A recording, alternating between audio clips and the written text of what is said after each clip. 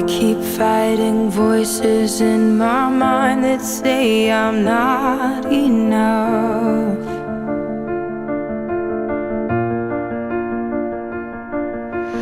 Every single lie that tells me I will never measure up.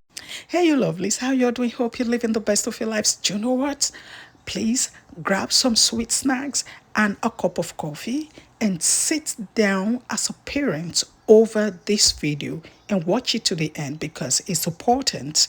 It has to do with LGBTQ plus, with some books that were published in the public school that seem appropriate for the kids.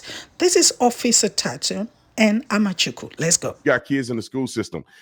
The Mahmoud, I may be saying the name wrong because y'all know I can't read half of the time, but Mahmoud versus Taylor is a tremendous case in the Supreme Court right now, which will either allow parents to opt out of the LGBTQ foolery that they force on your kids, or it's going to make every parent be forced to put up with the crazy, delusional content that they're shoving down the throats of your children without parents having any say whatsoever. The book banning pastor, they call him, John Amachukwu, is going to join me in this interview. He has an incredible take on this topic. But at first, I want to show the clip, just in case y'all don't know who John Amachukwu is. Here's the clip of him at a meeting, and you're going to know exactly who he is as soon as you see the clip. Roll the clip. It's Amachukwu, and it means I know God. That's what it means. And for you to have a policy that says that in this meeting you're against vulgarity, then that means this board is a hypocrite if you endorse books like this to be in the school system. They can't make me leave. I have freedom of speech. Yes, you do. And you are supposed to uphold that. I think there's men and women that are ignorant of our educational system. They're still thinking that this is like when I went to school. If they think that a 14-year-old should be reading this in school, we have a serious problem. Are there any other books that are out there? There are hundreds and hundreds.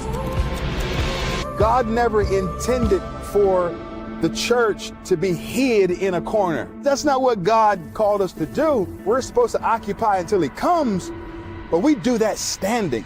If you pervert the hearts and the minds of kids in this district, you will reap it. I'm disgusted. What a shame you all are.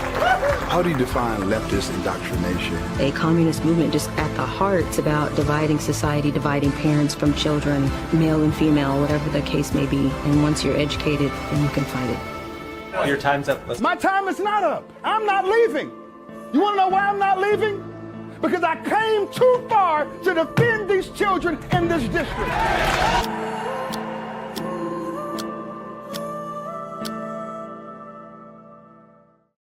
All right, ladies and gentlemen, if you have not been moved by that documentary called 22 Words by John Amachukwu, I don't know what, your spirit ain't working or something. But I wanted to invite John because we need to have this conversation. John, you go all around the country exposing exactly what we saw in that trailer of the documentary that you created, exposing the hypocrisy and the foolery and the evilness that they're thrusting on to our children. So let's talk about this. The Supreme Court, I think is Mahmoud. I'm probably saying it wrong. Mahmoud Taylor is a Supreme Court case that's out right now. And I'm telling you, you're on the front lines of trying to make sure that this doesn't get a yes vote where they ban, or at least it doesn't get the vote where they ban parents from having access to opting out in these schools with the pornography and all kind of the stuff that they're pushing. So what are your thoughts on that, John, and your efforts in trying to help these schools and parents are struggling? Well, you know, Brandon, first and foremost, thank you so much for having me on. This situation that we're contending with is not a new problem. This is an old problem. What we're seeing play out before our eyes right now is a concerted effort between Marxist atheists who wanted to deconstruct America and to topple Christianity and the Christian faith. This is why we celebrate the efforts of President Donald J. Trump in creating a anti-Christian bigotry task force under Pam Bondi. You know, oftentimes we hear about anti-Semitism, and we should fight against that because it's racist to be racist, and it's wrong to be racist. But we don't hear many people talking about the Christian bigotry that's taking place in our country. And that's what this case is primarily. They are trying to tell parents that you don't have the right to opt your child out of LGBTQIA plus. And we know what the plus is for. The plus is for pedophilia, all right? It gives the access for people who are demented to now exercise what is called their superfluity of naughtiness, their lasciviousness out on children. I've now traveled to 19 states addressing this issue, and I'm going to 16 states this year. And there are people out there, Brandon, who would tell you this issue isn't real, it's fake, and what the book banning pastor, that's what the liberal media calls me, he's lying. It's a farce. You know, this is rage bait. This is clickbait. Well, here's a book right here. It's entitled I Am Jazz. When you open up the jacket of this book, and keep in mind, this book is available for kids ages 4 and up. All right. This is what the jacket says. It says, from the time she was 2 years old, Jazz knew that she had a girl's brain in a boy's body. Now, if that isn't demonic and diabolical, what is? That's one book. Then here's another one entitled Sparkle Boy. You know, every dad wants his son to be a sparkle boy, you know, to be a ballerina and to twirl around. That's what every dad wants out of his son. Of course not. When you open the jacket of this book says Casey loves to play with his blocks, puzzles, and dump truck, and he also loves things that shimmer, glitter, and sparkle. Casey's older sister, Jessie, thinks this is weird. Shimmery, glittery, sparkly things are only for girls, right? When Casey and Jessie head to the library for story time, Casey proudly wears his shimmery skirt and sparkly bracelet. His nails glitter in the light. Jessie insists that Casey looks silly. It's one thing to dress like this around the house, but going outside as a sparkle boy is another thing entirely. This book is for kids ages 4 and up. Bro, this is grooming. It is 101. This is grooming, John. This is grooming. Like, indeed. I have a 4-year-old. I know how impressionable kids are. Mm-hmm. And they're introducing these concepts that are completely false to the minds of impressionable young people. Bro, it's crazy. It is, and it's all intentional. And what I'm doing is I'm bringing the receipts today. You know, we oftentimes hear that this is not a real issue. Well, I'll show you. You know, here's another book. You know, this is for kids ages 13 and up. It's entitled Let's Talk About It, The Teen's Guide to Sex, Relationships, and Being a Human. Now, when you open up this book, the author puts forth a disclaimer. Erica Moen and Matthew Nolan are the authors. This is what the authors say. The authors and publisher expressly disclaim responsibility for any adverse effects that may result from the use or application of the information contained in this book. In other words, if you do the raunchy things that we're going to talk about in this book, you're on your own.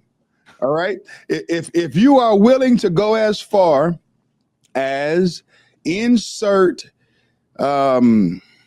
sex toys into exits, all right. I want to keep this sanitized for your audience. I'm trying to work with you today. Hey, I know we all know it. You can't go down a one-way street. You know what I'm saying? Exactly. And so on page 119, it teaches kids how to do that. But in depth, it trains them on how to find the right spot.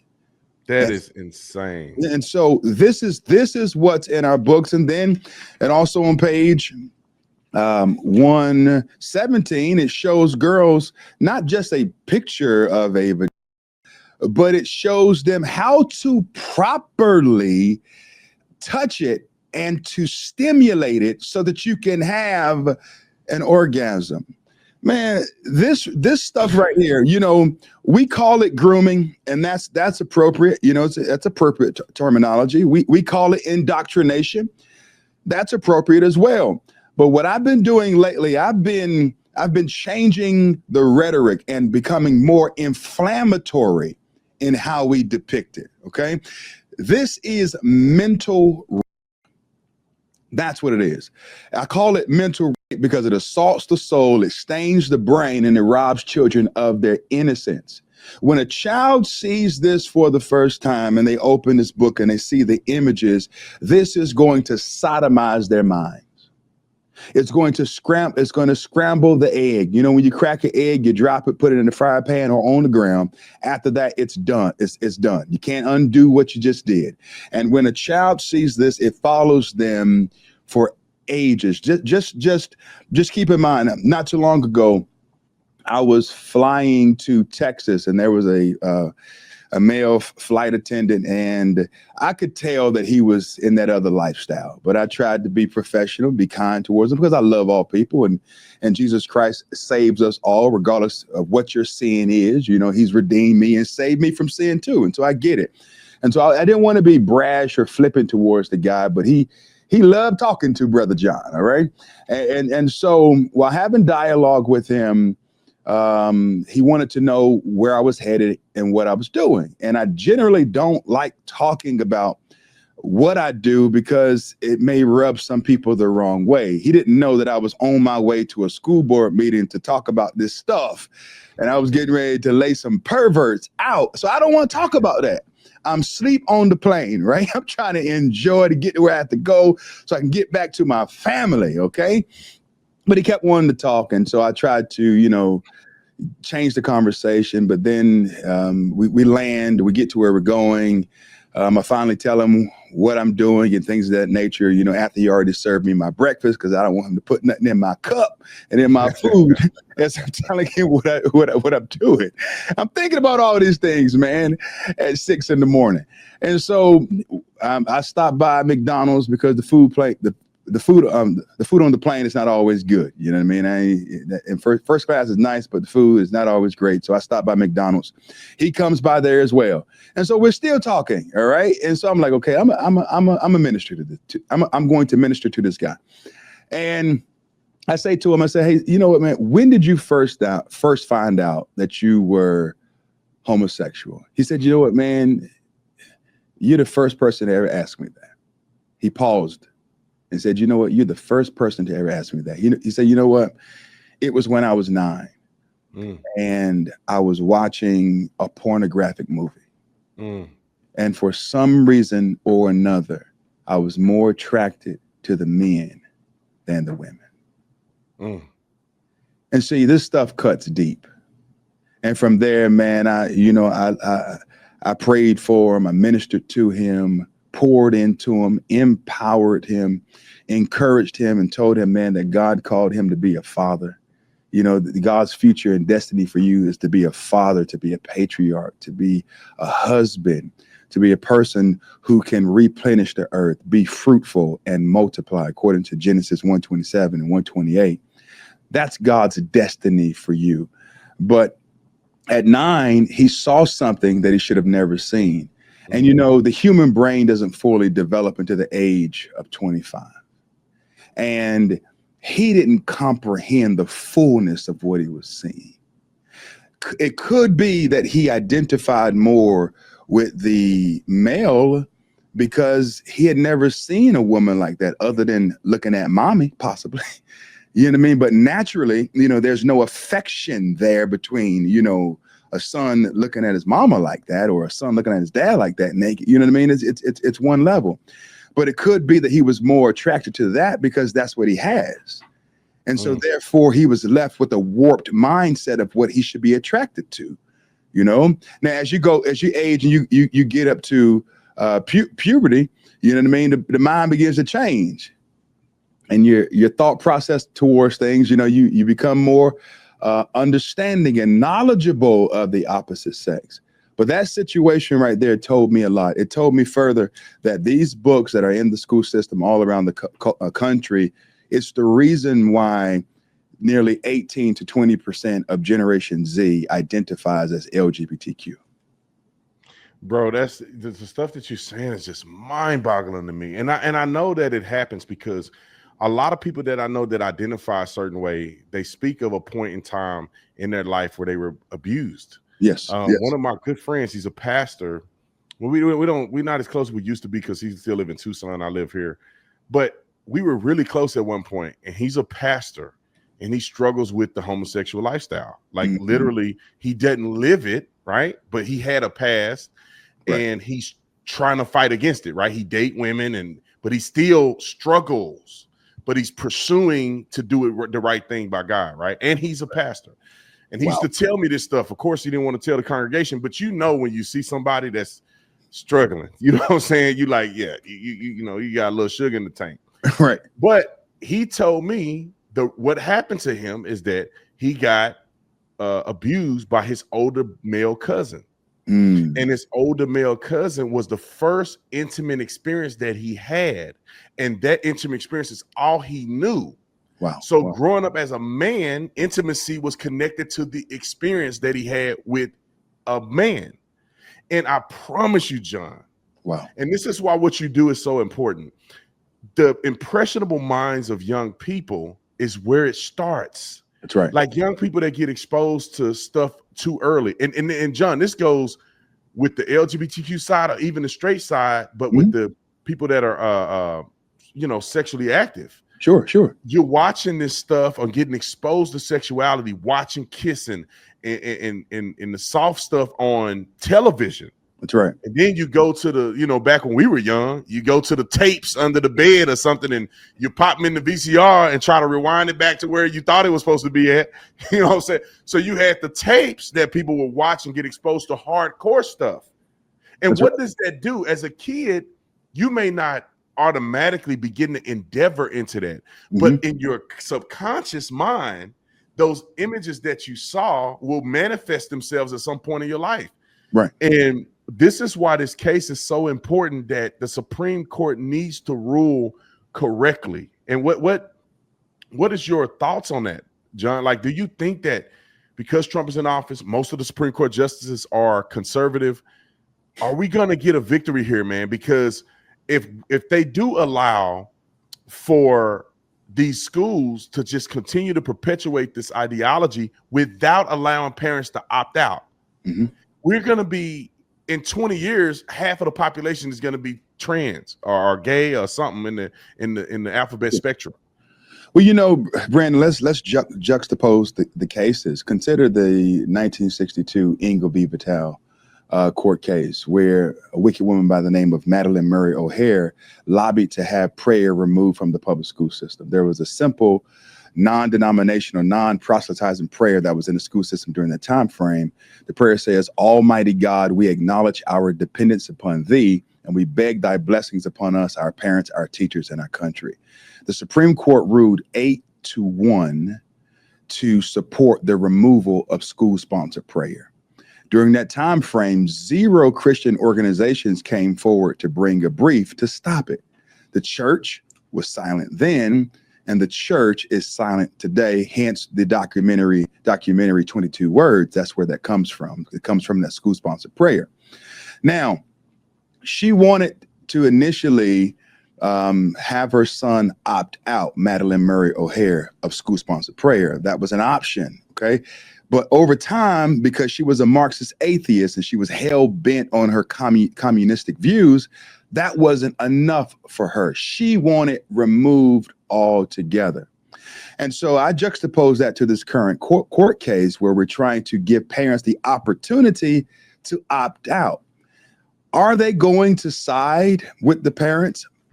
I don't know. But the fact that this has had to go all the way to the Supreme Court tells us that there are diabolical people in power in this country who want us to worship the sacred cow of the LGBTQIA plus agenda. Do I think that parents should have the right to opt out? Of course. But listen to what Ketanji Brown Jackson said. Ketanji said during this court case that if parents don't want to have this kind of content taught to their children, they should find another situation. Translated, kick rocks, go find another school. And this is the same woman who was selected for 2 reasons that an individual should not be used.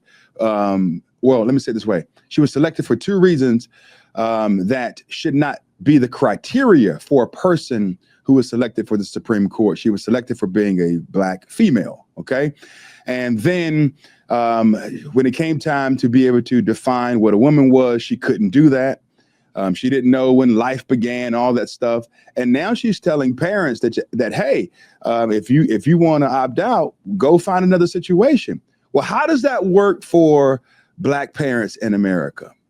By and large, many of which who don't have the necessary funding and resources to go to a private school.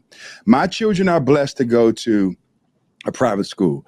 I would like to believe that your children are blessed to go to a private school. But the majority of Blacks in this country don't have the resources to do so. You know, in the 1960s, Blacks were locked out of the public school system. And today they're trapped in.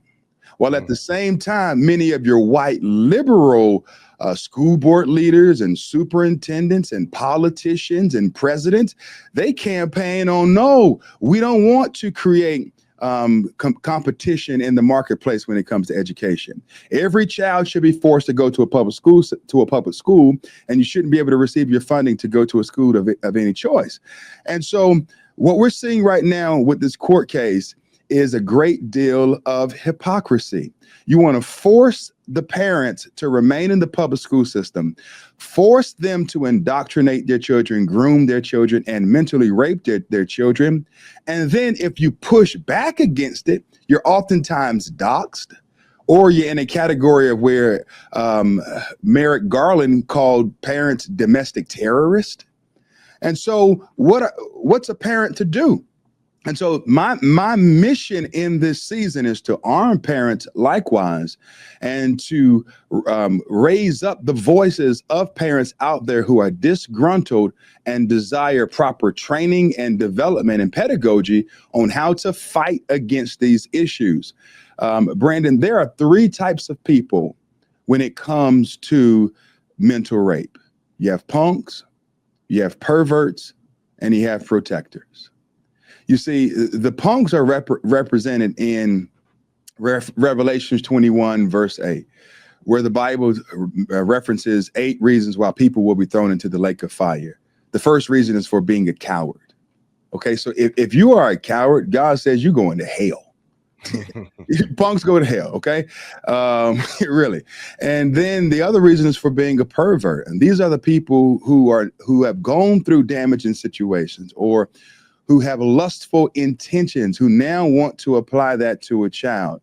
And then you have the protectors. And these are the people like me and like you who use your voice at school board meetings, on college campuses. We saw what happened to you recently as Antifa and the mob tried to accost you and fight you and tear down your tent and seek to fight against you. We all saw that took place. So we're currently in a situation right now where we need more voices. We need more voices. The mama bears have done their job for a long time, but it's now time for men to rise up in the culture and to speak truth to power. You know, it was C.S. Lewis. C.S. Lewis made it plain when he said this in his book, The Abolition of Man. He said, "We make men without chests and expect from them virtue and enterprise. We laugh at honor and are shocked to find traitors in our midst."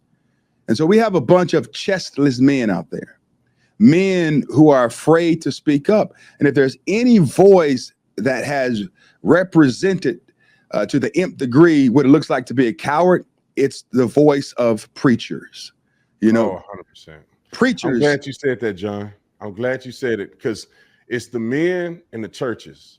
There is like, you can't find a spiritual leader outside of the church you go to, your pastor, you guys are standing on principle. You can rarely find a pastor who is mainstream and popular on social media address these issues, brother. Right. And they should be the first to address. It should not be the average status quo. It shouldn't just be parents, preachers, pastors, Clergymen should be in these meetings saying this is unacceptable. But let me tell you this, John. What happened is that we have attached the church to the 501c3 status, and people don't want to get on the blacklist, because if they get on the blacklist and the government or any of these left-leaning entities want to challenge them and challenge their 501c3 status, then they're going to lose the funding, the money, and they're not going to be able to have the big, beautiful facility. They don't care about the gospel of Jesus Christ. They don't care about being effective in the public square. They worry about their bottom line and keeping the lights on, and that's the biggest problem. And I know, John, you can speak to it because you are a pastor at a pretty prominent church. Yes. And it's why is it that pastors are too afraid to stand up like you're doing? Well, I think first and foremost, many of these pastors don't have a biblical worldview. I believe it was George Barna who mentioned about 2 years ago that 37% of Christian pastors have a biblical worldview, and only 12% of teaching pastors have a biblical worldview, and only 13% of youth pastors have a biblical worldview. What is that? To have a biblical worldview, it means to gain your Christian ethic from the Word of God. Therefore, you see the world through the lenses of Scripture, and you determine what's right and what's wrong, what's good and what's evil, what's righteous and what's unrighteous, based upon what thus saith the Lord. And that's it.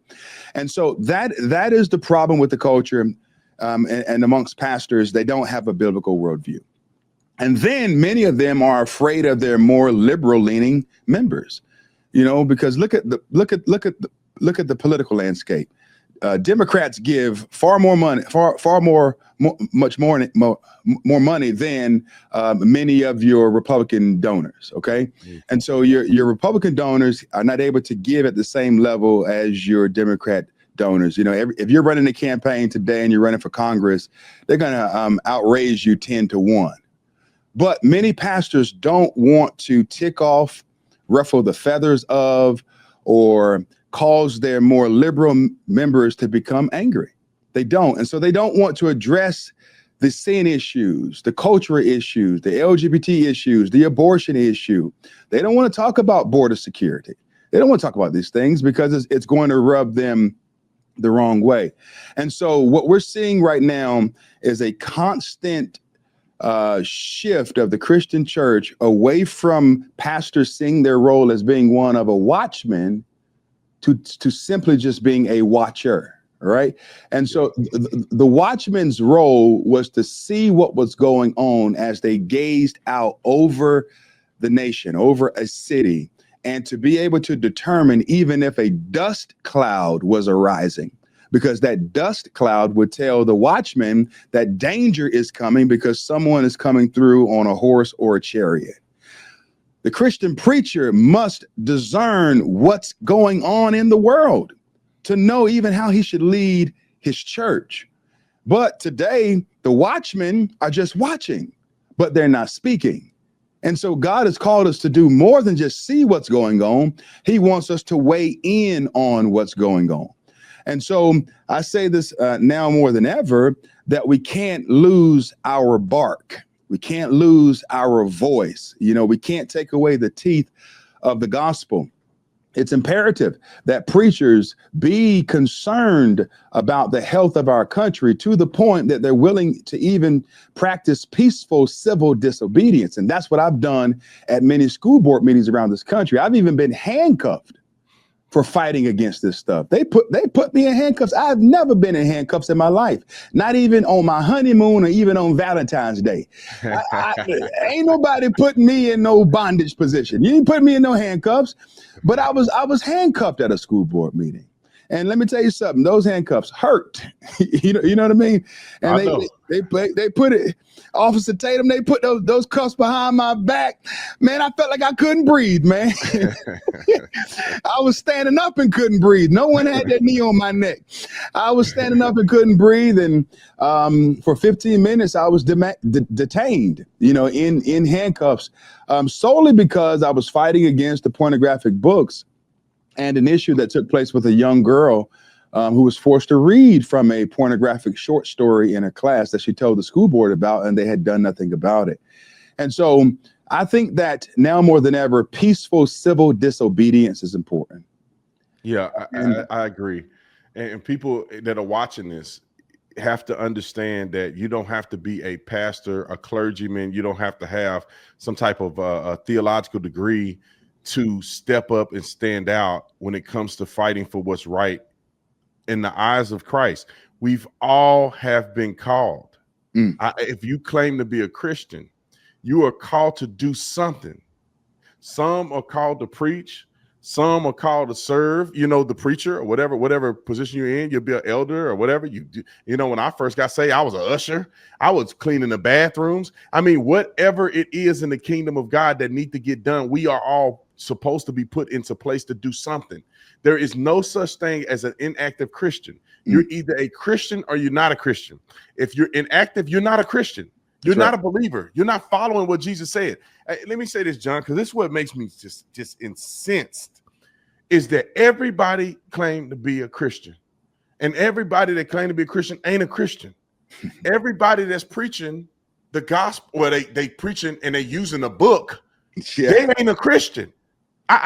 This is my thing. You may disagree because you've been in it longer than me when it comes to this pastor stuff. But bro, how do you have a relationship with God and you have tasted the goodness and you are afraid to stand? You don't have to fight nobody. Some people are afraid to just say something. I mean, they're they got the cross on their shirt. They got tattoos that say Jesus everywhere. But when they get in front of the secular culture, and you're saying with the stats that you put out there that they don't even have a biblical worldview. John, everything I do is based on what Christ told me to do. Now, of course, there's faults and there's things I got to pray about and I got to continue to work on. But every conceptual thing that I put forth in my life is perceived through the lens of saying, is this what God want me to do? Is this what God said do? Am I being a follower of Jesus Christ like I'm supposed to? Do I really love like I'm supposed to? It comes from the foundation of the gospel that Jesus put out there. How do you say you saved and you won't say nothing about these things?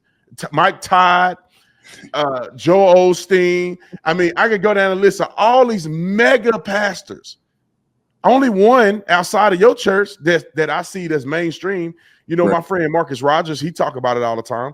But the one pastor that's getting pretty famous, the guy from New York, he's like 1916 church or 2816. Philip Anthony Mitchell.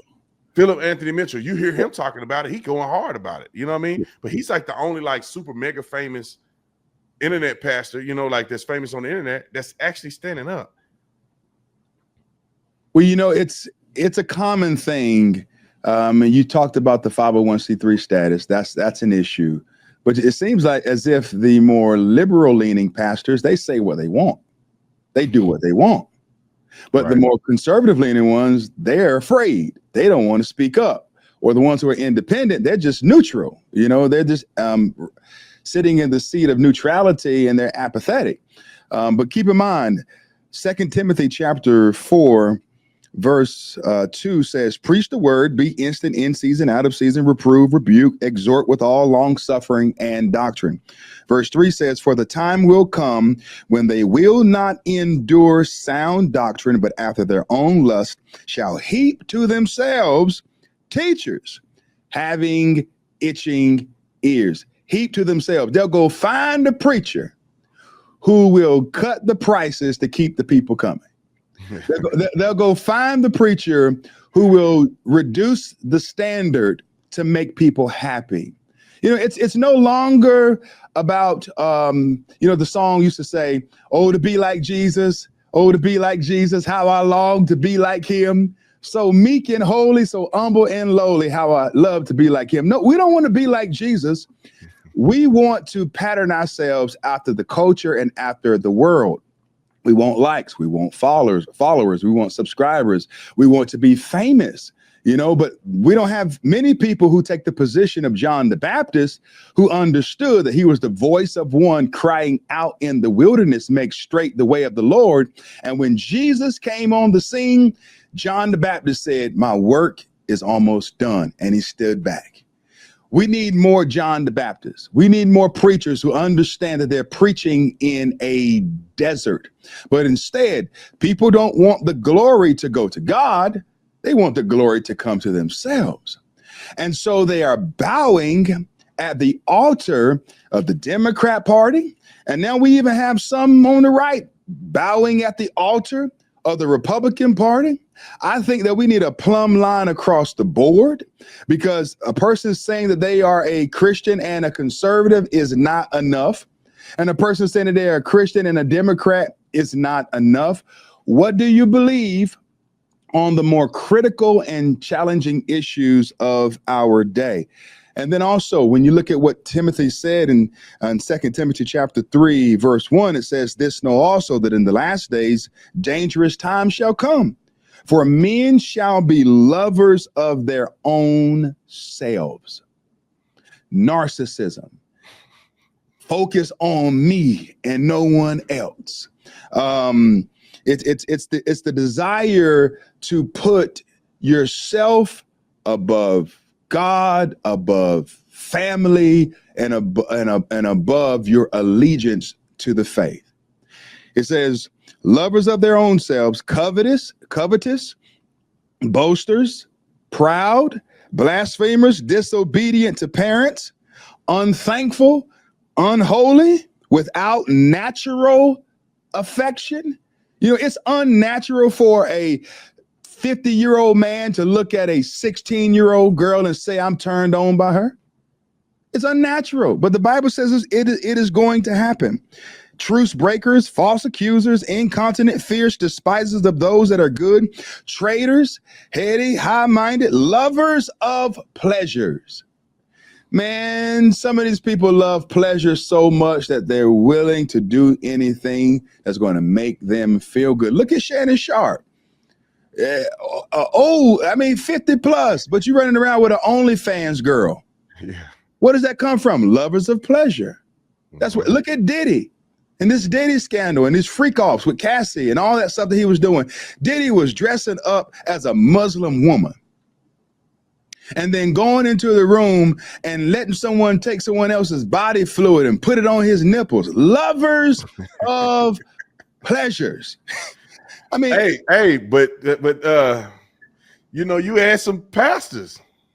Oh, you want to do that? You had some rappers, some Christian rappers. Come on, say they at the Diddy party. At the party, you know what I mean? And now they're resigning and stepping down and giving the church to their daughter. you know what I mean?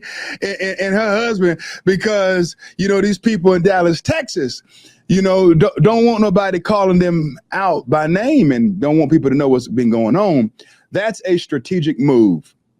What TD Jakes did by resigning and stepping down, that's a strategic move to protect his business, his entities, and his brand. There is no reason for a Christian pastor to be at a party like that.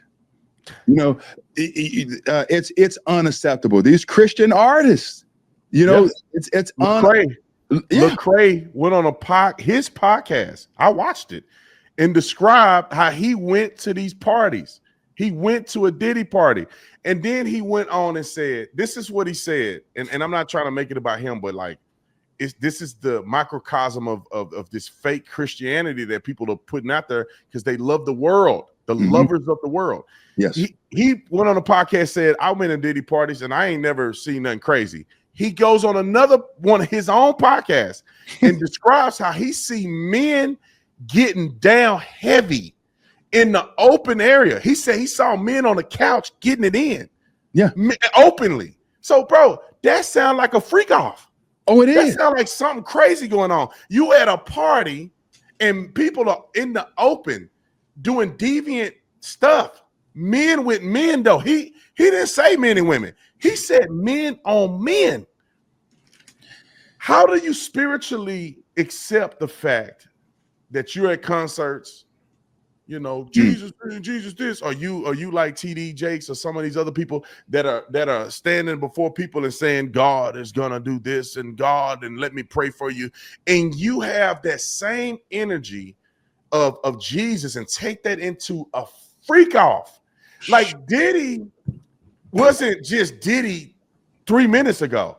Diddy has been Diddy from the beginning. You listen to what he rap about, you listen to their lifestyle or their flashiness, you know, you have any wisdom, you know, people are doing drugs and all the sex in this industry. Why would you at any point of time associate yourself? John, you know that even this is in Psalms 1. I think not only the people that do it, no, this is in Romans 1:30 something, 28, 30 something, where it says people doing all these things are worthy of death. Not only those who do them, but those who support those that do them, or you know what I'm saying, or give leeway to those that do them are also worthy of damnation. That's right. That's Romans. You're right. Romans chapter 1, verse 32. It says, 32. Who knowing the judgment of God, that they which commit such things are worthy of death. You in the book, not only do the same, but have pleasure in them that do them. Yeah, there you go. That's exactly, you in the book, you're right. That's exactly what's taking place. And this is why, man, I was disturbed recently when Jamal Bryant brought David Johns on his podcast and was simping and telling David Johns that he felt like he was gay for a day. I mean, how can you say that? And then he dressed up on, I think it was Resurrection Sunday in a all pink suit. I mean, head to toe.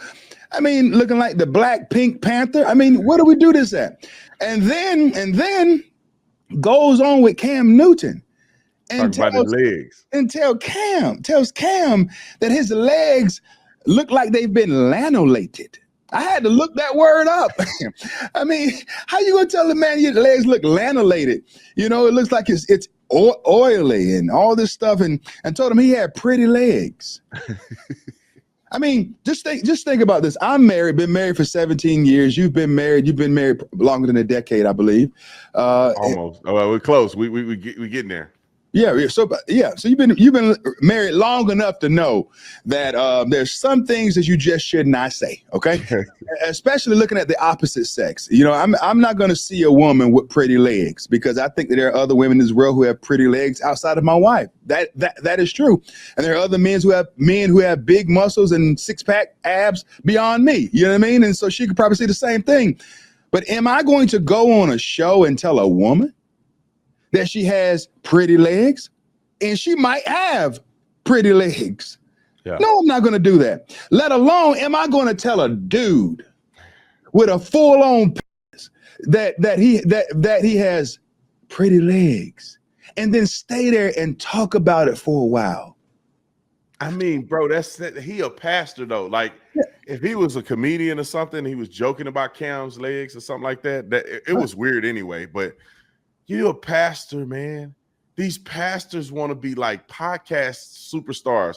Bro, there's a decorum that you have to have. The Bible also talks about not even, you're casting your pearls to swines, or not even having the appearance of evil. Don't let your good be evil spoken of. Yes. Like, don't, and I take those scriptural references to mean that don't be out here doing things to make you look bad, or to make the gospel look bad. So you may see a man with some legs and you're like, oh, that guy has some nice legs, which is weird. But you have to have the decorum and the wisdom to say, I'm not going to say that, although I may be innocent in explaining it. Mhm. I don't even want the presentation that I'm being weird. That's I right. don't even want people to question my commitment to Christ because I said or did this. That's right. And I'm telling you, John, a pastor has double the responsibility. And I'm saying every Christian should be thinking the same thing. We all, have to follow Christ. It's not like somebody got a different salvation than the other, but to more is given, more is required. Correct. When you are in a position of authority, That's right. you can't be still struggling with, you can't have not overcome things that the layman is still dealing with. That's right. Like you got to step down, because you know this probably. Jamal had a few kids out of wedlock. True. He cheated on his wife, at least one, because I remember I used to listen to Jamal when I was in the church and I wasn't really conservative. I didn't know he was a big star when he was at Empowerment Temple or whatever that church was. Yeah. And he could preach. He know how to hoop. Oh yeah. He know how to play the heartstrings. He know how to sound articulate. He puts his messages together good for the unsuspecting. And I remember him cheating on his wife with a woman in the choir having a baby out of wedlock. He had a sermon, John. I will never forget it. I was sleeping. I was laying on the floor in my apartment in Tucson off Sunrise Drive, like this, listening to him on the floor. And he said he had a sermon called "I'm Still the Man." That's how he said. He's still the man. And his sermon was articulating, although that he messed up. Right. And John, it gets worse. He does the sermon. They play the organ. He hooping. And he finished his sermon, John, and he did like this. He dropped the mic and walked out the pulpit, and they cheered and they screamed. His sermon was about the fact that he cheated on his wife, but he's still the man. Oh man. You got that sermon probably out there. It was a good, like if you're young in Christ and you don't know how snake oil salesmen these people are, how much of a snake oil salesman, you would listen to that and be like, dang, he kind of put that together right there. Because he was pretty much saying like King David had messed up. Yep. With Bathsheba. And but he was still a man after God's own heart. But this guy, you ain't King David, bruh. You didn't take out Goliath. You're not really a man after God's own heart like David was. David was anointed to lead Israel. He was the king of Israel. You are a pastor at a church at the time, and I think it was Maryland. You ain't David, bruh. Your affections for God ain't that serious like David's was. David was fighting lions and whatever he was fighting out there to protect the sheep, and he was the forgotten son, and they had came to him, and he was humble enough to take the responsibility, which came with a lot of weight, bro. A whole nation under King David. You got a little fellowship, you know what I'm saying?